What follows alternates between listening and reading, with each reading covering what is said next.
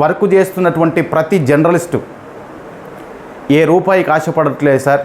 ఒక సమస్యను ప్రజల ముందు నుంచి ప్రభుత్వం ఎదుటకు తీసుకుపోయడానికి జర్నలిస్టు అనేటువంటి వ్యక్తి అహర్నిశలు కష్టపడుతున్నారు. ఈ విషయాన్ని మీరు మర్చిపోవద్దు ఎప్పుడు కూడా. సోషల్ మీడియా అయినాగానే మాకెవరో జీతాలు ఇవ్వట్లేదు, మేము ఎవరో ఇచ్చేటటువంటి జీతాల మీద ఆధారపడి పనిచేస్తలేం. చదువుకొని మంచి చదువులు చదువుకొని ప్రజల కొరకు స్వచ్ఛందంగా సర్వీస్ చేస్తూ ఉన్నారు జర్నలిస్టులు. అది మర్చిపోయి సోషల్ మీడియాలో ఉన్నటువంటి జర్నలిస్టులందరినీ మీరు తక్కువ చేసి మాట్లాడడం అనేది సరికాదు.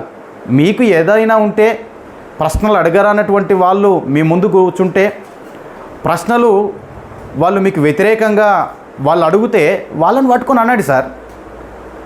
పలాని పేపర్ వ్యక్తి లేదంటే పలాని న్యూస్ ఛానల్ వ్యక్తి ఆయనకు అడగరాదు, క్వశ్చన్స్ అడగరాదు, వాళ్ళు జర్నలిస్టుగా పనిచేయరని చెప్పేసి మాట్లాడండి, తప్పేం లేదు. కానీ ఏ సోషల్ మీడియా సార్ మీ ముందు వచ్చి కూర్చున్నది? ఎవరికి ఎంట్రీ ఇచ్చారు మీరు? ఎన్ని సోషల్ మీడియాలు వచ్చి మీరు పెట్టేటటువంటి ప్రెస్ మీట్లో